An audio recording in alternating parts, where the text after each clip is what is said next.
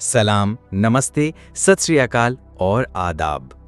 आप देख रहे हैं अपडेट वाला न्यूज़, वो प्लेटफॉर्म जहां आपको मिलेगी देश दुनिया की सबसे बड़ी और ताज़ा खबरें सबसे पहले और बिल्कुल सही अंदाज में। चैनल को अभी सब्सक्राइब करें और बेल आइकन दबाना ना भूलें ताकि हर खबर आप तक सबसे तेज पहुंचे। मैं हूं आपका अपना जहांगीर हुसैन और अब देखते हैं आज की मुख्य। राष्ट्रीय राजमार्ग प्राधिकरण ने FY 2024-25 तक 1.42 लाख करोड़ रुपए की संपत्ति से मौद्रीकरण पूरा किया। नए वित्तीय वर्ष में सरकार इनविट मॉडल पर बढ़ा रही है निर्भरता, TOT मॉडल धीरे धीरे समाप्त। राष्ट्रीय मौद्रीकरण पाइपलाइन के तहत अगले 5 वर्षों में 10 लाख करोड़ रुपए जुटाने का लक्ष्य, जिसमें हाईवे क्षेत्र का योगदान 3.5 लाख करोड़ होगा। महाराष्ट्र, ओडिशा, आंध्र प्रदेश और पश्चिम बंगाल में 9 राजमार्ग खंडों को इनविट के जरिए मौद्रीकृत करने की तैयारी, 12,500 करोड़ रुपए जुटाने का अनुमान। सहकारी बैंकों के लिए नई आधार प्रमाणीकरण व्यवस्था। 1. सरल ऑनबोर्डिंग, 380 बैंकों के लिए। सरकारी ढांचे के तहत अब केवल राज्य सहकारी बैंकों को UIDAI के साथ पंजीकृत होना होगा। जिला केंद्रीय सहकारी बैंक DCCBs अपने राज्य स्तरीय बैंक के माध्यम से आधार ऑथेंटिकेशन सेवाओं का लाभ ले सकेंगे। इससे अलग अलग IT सिस्टम की जरूरत नहीं होगी और खर्च भी कम होगा। 2. ग्रामीण बैंकिंग में बेहतर सेवाएं। बायोमेट्रिक eKYC और फेस ऑथेंटिकेशन से खाता खोलना आसान होगा। सीधे लाभांतरण, DBT और सब्सिडी की राशि सीधे खातों में पहुंचेगी। AEPS और आधार पेमेंट ब्रिज जैसी सेवाएं किसानों और ग्रामीण इलाकों को डिजिटल लेन देन से जोड़ेंगी। 3. वित्तीय समावेशन का संदर्भ। देश के 10.5 करोड़ से अधिक खाते सहकारी बैंकों में हैं और इनमें सबसे ज्यादा किसान सदस्य हैं। भारत की कृषि ऋण प्रणाली में सहकारी क्षेत्र की हिस्सेदारी लगातार बढ़ रही है। नाबार्ड इंफ्रास्ट्रक्चर की लागत वहन करेगा और NPCI तकनीकी सहयोग देगा। इसका उद्देश्य ग्रामीण वित्तीय ढांचे को मजबूत करना और सबको डिजिटल बैंकिंग सुविधाओं से जोड़ना है। यह पहल भारत सरकार के सार्वभौमिक वित्तीय समावेशन, फाइनेंशियल इंक्लूजन और अंतर्राष्ट्रीय सहकारिता वर्ष की दृष्टि से एक बड़ा कदम है। इजरायल ने गाजा सिटी में बड़े सैन्य अभियान की तैयारियां शुरू कर दी हैं। प्रधानमंत्री बेंजामिन नेतन्याहू ने सेना की योजना को मंजूरी दे दी है, जिसमें गाजा सिटी पर नियंत्रण और बंधकों की रिहाई के लिए बातचीत दोनों शामिल हैं। साथ ही 60,000 रिजर्व सैनिकों को तैनात करने का आदेश दिया गया है।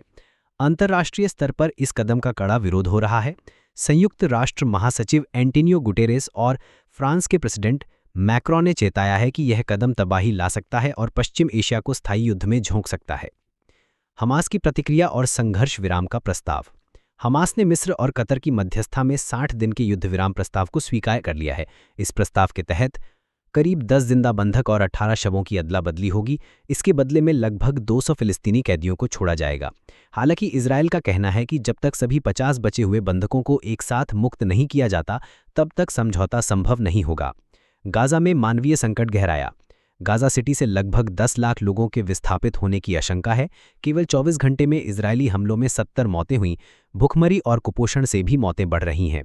लोगों के सामने विकल्प है, या तो घर में रहकर मौत का सामना करें या सुरक्षित ठिकाने की तलाश में निकलें और फिर भी जान जोखिम में डालें।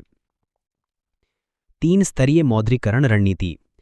सरकार राजमार्ग संपत्तियों को मौद्रीकृत करने के लिए 3 मुख्य मॉडल अपनाती है। TOT, toll operate transfer. इसमें पहले से बने और चालू राजमार्ग खंड 15 से 30 वर्षों की अवधि के लिए निजी कंपनियों को बोली प्रक्रिया के अंतर्गत दिए जाते हैं। इनविट, इंफ्रास्ट्रक्चर इन्वेस्टमेंट ट्रस्ट। इसके तहत NHAI ने नेशनल हाईवेज इंफ्रास्ट्रक्चर ट्रस्ट बनाया है, जो बॉन्ड और अन्य यूनिट्स के जरिए पूंजी जुटाता है।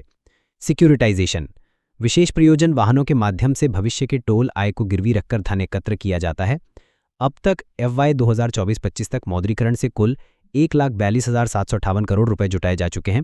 TOT से 48,995 करोड़, इनविट से 43,638 करोड़, सिक्योरिटाइजेशन से 50,125 करोड़। 2. धन का प्रवाह और पारदर्शिता उपाय। TOT एवं इनविट से प्राप्त राशि ये पहले भारत की समेकित निधि कंसोलिडेटेड फंड ऑफ इंडिया में जाती है और फिर बजट समर्थन के रूप में NHAI को वापस मिलती है। सिक्योरिटाइजेशन से राशि सीधे परियोजनाओं में लगाई जाती है, जैसे दिल्ली मुंबई एक्सप्रेसवे आदि। पारदर्शिता और निवेशकों के विश्वास के लिए सरकार ने संभावित संपत्तियों की सूची और धारणाएं वेबसाइट पर सार्वजनिक करना, ट्रैफिक और तकनीकी मूल्यांकन विशेषज्ञ सलाहकारों द्वारा कराना, सभी प्रक्रियाओं को CAG महालेखा परीक्षक की ऑडिट के दायरे में रखना सुनिश्चित किया है।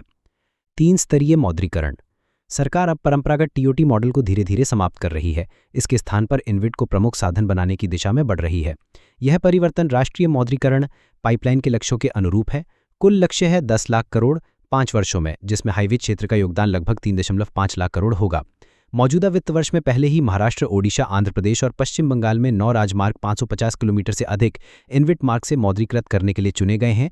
उम्मीद है कि इससे लगभग 12,500 करोड़ जुटाए जाएंगे। वीडियो अच्छा लगा तो लाइक, शेयर और सब्सक्राइब जरूर करें। बेल आइकन दबाएं और पाएं हर अपडेट सबसे पहले। फिर मिलेंगे नई खबर के साथ। नमस्कार।